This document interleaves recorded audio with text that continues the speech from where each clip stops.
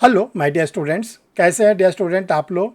जब कोई student LLB कर लेता है तो उसके सामने ये क्वेश्चन आता है कि अगर वो वकालत में आना चाहता है तो अपनी वकालत की शुरुआत कहाँ करें। क्या वो डिस्ट्रिक्ट कोर्ट में अपनी वकालत की शुरुआत करे या हाई कोर्ट में शुरुआत करे, या अगर वो एनसीआर के दायरे में आता है, दिल्ली के इर्द गिर्द आता है, तो क्या सुप्रीम कोर्ट में भी वकालत शुरू करे। ये एक क्वेश्चन बहुत ही इंपॉर्टेंट होता है। कुछ लोग क्या करते हैं, नासमझी में डायरेक्ट हाई कोर्ट ज्वाइन कर लेते हैं। कुछ लोग नहीं समझ पाते, डिस्ट्रिक्ट कोर्ट चले जाते हैं। कुछ लोग तहसील में वकालत शुरू कर देते हैं। तो आज का मूल क्वेश्चन ये है आप लोग के सामने, जिस पर वीडियो लेके बनाया जा रहा है, कि अपनी वकालत की शुरुआत आप कहाँ से करें। तो जहाँ से आपकी वकालत की शुरुआत होनी चाहिए आप वहीं से वकालत की शुरुआत करिए। आगे फिर आपको जहाँ पर भी कोर्ट में जाके प्रैक्टिस करना है आप आगे प्रैक्टिस करिएगा, लेकिन शुरुआत कहाँ से करनी है ये आज एक महत्वपूर्ण प्रश्न है। इस वीडियो के साथ आप लोग लास्ट तक बने रहें। आप लोग के साथ ये डिस्कस किया जाएगा, आपको ये बताया जाएगा कि अपनी वकालत की शुरुआत आप कहाँ से करें।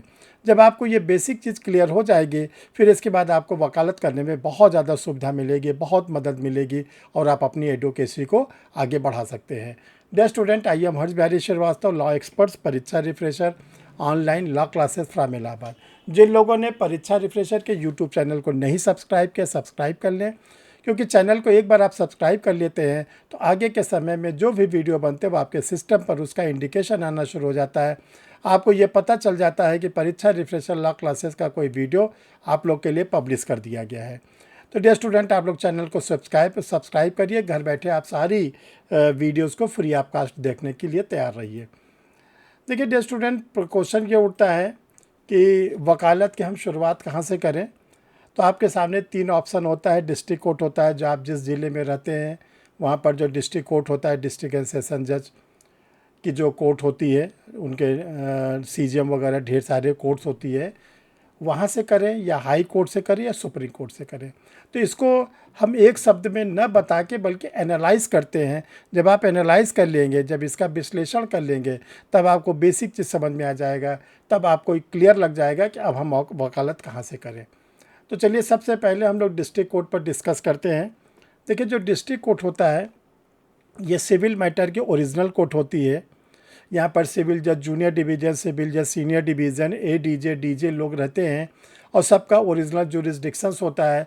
यहाँ पे प्लेंट के थ्रू हम जा सकते हैं, वादी बन सकते हैं, प्लेंटिव बन सकते हैं, फिर डब्ल्यूएस वगैरह आता है। यानी सिविल कोर्ट में सिविल मैटर का ये ओरिजिनल कोर्ट होती है। अब आता है क्रिमिनल मैटर पे। देखिए क्रिमिनल मैटर पर भी क्या है कि जो डिस्ट्रिक्ट कोर्ट है ये मजिस्ट्रेटों में डिवाइड रहती है। यहाँ पर second class judicial magistrate, first class judicial magistrate, chief judicial magistrate, additional session जज और सेशन जज की कोर्ट होती है।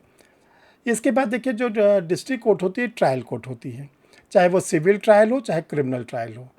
जैसा आप जानते हैं कि सिविल ट्रायल भी डिस्ट्रिक्ट कोर्ट में जो जजेस होते हैं उनके द्वारा सुने जाते हैं, और जो क्रिमिनल ट्रायल होते हैं चार प्रकार के, जो session trial, warrant trial by magistrate, summary trial by magistrate और जिसको हम लोग कहते हैं समरी ट्रायल। बेसिकली चारों ट्रायल की शुरुआत डिस्ट्रिक्ट कोर्ट में ही होती है। तो ये सब डिस्ट्रिक्ट कोर्ट में क्या होती है, सम्मन कैसे इशू होता है, बेल कैसे होती है, बेल बॉन्ड कैसे फाइल किया जाता है, लीगल नोटिस कैसे भेजी जाती है, ये सब चीज़ें जो होती है वो डिस्ट्रिक्ट कोर्ट में बेसिक रूप में आपको सीखने का मौका मिलता है वहाँ पर। अब आता है कि अगर हाई कोर्ट में हम जाते हैं तो देखिए हाई कोर्ट जो है रिट जुरिस्डिक्शंस की कोर्ट है। वहाँ पर रिट फाइल होती है आर्टिकल 226 में। जितने भी हाई कोर्ट के अधीनस्थ जितने भी न्यायालय होते हैं, सबऑर्डिनेट कोर्ट होती हैं, डिस्ट्रिक्ट कोर्ट होती हैं, उसकी वो अपीलेट कोर्ट होती है, वहाँ पे अपील सुनी जाती है। जो सिविल केसेस में सेकंड अपील होती है वो हाई कोर्ट सुनता है। इसके बाद हाई कोर्ट में जो होती है रिवीज़न सुनी जाती है, तो इसको हम लोग रिविजनिस्ट कोर्ट भी कहते हैं। तो कहने का मतलब है कि हाई कोर्ट जो होता है ये रिट की कोर्ट है, अपीलेट की कोर्ट है। यहाँ पर ट्रायल वगैरह की कोर्ट नहीं होती, ट्रायल की कोर्ट जो होती है डिस्ट्रिक्ट कोर्ट होती है। अब आते हैं सुप्रीम कोर्ट में। देखिए सुप्रीम कोर्ट को चार जुरिस्डिक्शंस दिया गया है, चार क्षेत्राधिकार दिया गया है, और वो दिया गया है कॉन्स्टिट्यूशन के द्वारा। पहला है कोर्ट ऑफ रिकॉर्ड, अभिलेखी न्यायालय है, यानी कि सुप्रीम कोर्ट के द्वारा दिए गए निर्णयों को लिखा जाता है।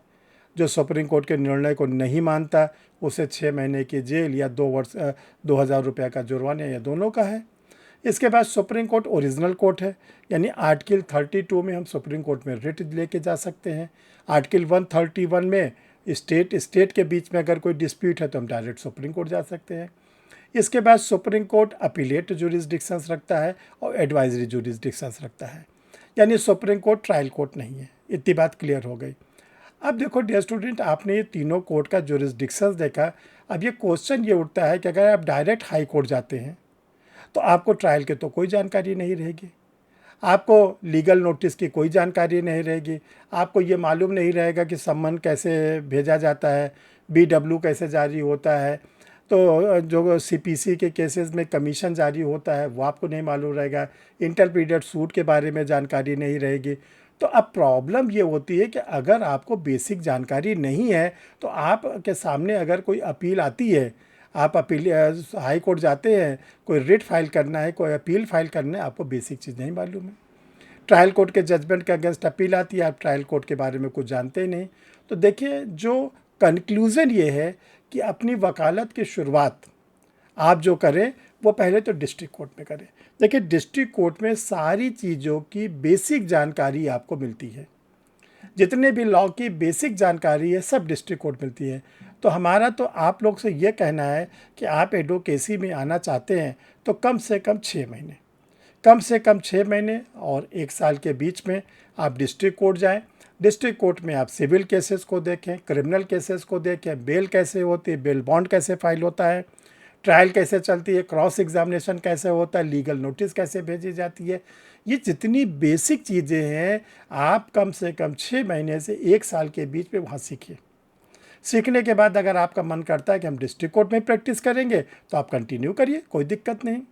अब आपके पास ऑप्शन है कि अगर आप हाई कोर्ट जाना चाहते हैं तो अगर आपने 1 साल का टाइम दिया है डिस्ट्रिक्ट कोर्ट में, तो जब हाई कोर्ट में आप प्रैक्टिस करेंगे, कोई अपील वगैरह रहेगी तो आप बड़े आराम से जो ट्रायल कोर्ट की अपील है, चाहे ट्रायल कोर्ट का जजमेंट है, चाहे सिविल जजमेंट है, चाहे क्रिमिनल जजमेंट है, तो आप बड़े आराम से ट्रायल को समझ जाएंगे। ट्रायल कोर्ट ने जो जजमेंट दिया है उसमें क्या कोई मिस्टेक है, मिस्टेक ऑफ लॉ है, मिस्टेक ऑफ फैक्ट है, बियॉन्ड द जुरिस्डिक्शंस है, इन सब पॉइंट्स को आप आराम से खोज लेंगे और फिर आपको वहाँ पर हाई कोर्ट में अपील करने के लिए बहुत सुविधा मिलेगी। तो कंक्लूज़न ये है कि कुछ टाइम आपको ज़रूर और ज़रूर डिस्ट्रिक्ट कोर्ट में देना चाहिए। इसके बाद आगे आपकी इच्छा, आप जहाँ चाहे वहाँ प्रैक्टिस करें, लेकिन आप डिस्ट्रिक्ट कोर्ट को बिल्कुल इग्नोर करके हायर कोर्ट में मत जाइएगा, नहीं तो बेसिक जानकारी न होने से आपको हायर कोर्ट में बहुत दिक्कत हो जाएगी। तो डियर स्टूडेंट, आप लोग को ये वीडियो कैसा लगा आप लोग कमेंट बॉक्स में ज़रूर लिखिएगा कि आपको वीडियो कैसा लगा। और आपको बताना चाहते हैं कि परीक्षा रिफ्रेशर ऑनलाइन लॉ क्लासेस पर झारखंड APO का रेगुलर वैकेंसी और बैकलॉग दोनों का क्रैश कोर्स स्टार्ट हो रहा है। ये क्रैश कोर्स में आपको लाइव क्लासेस मिलेंगे, रिकॉर्डेड वीडियो मिलेगा, टेस्ट सीरीज मिलेगा और इसके साथ साथ आपको इसमें बताया जाएगा how to correct answer. The student, new batches आप लोग के लिए अलग से स्टार्ट हो रहा है, राजस्थान APO का प्री को लेकर और मध्य प्रदेश ADPO का प्री का लेकर। तो इसमें भी आपको लाइव क्लासेस मिलेगी, रिकॉर्डेड वीडियो मिलेगा, टेस्ट सीरीज मिलेगा और जो स्टडी मटेरियल पब्लिश है वो मिलेगा। तो कैसे ले एडमिशन, तो देखिए, परीक्षा रिफ्रेशर लॉ क्लासेस का 2 व्हाट्सअप नंबर है, 9005078691, 9335144265।